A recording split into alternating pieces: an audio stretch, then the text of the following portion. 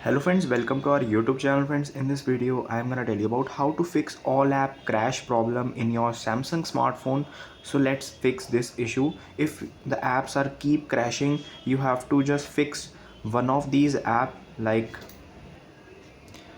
and friends, I am telling you this way. So if the app keeps taking time in loading apps, this will fix also. So friends, let's start the video. First, let's select this app. YouTube is keep crashing and it have a lots of loading problem. Just you have to do is first long press the application like this, click on I button,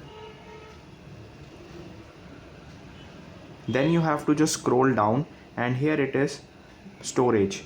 Tap on here, click on clear cache and clear data like this, and by doing this you have to press back and click on settings and go to all applications, and you have to clear cache the Google Play services. Here click on search, here you have to write Google Play services. By doing this will fix your hanging problem also or loading problem. Click on storage, clear cache this also. By doing this will fix your problem and just restart your device at the end.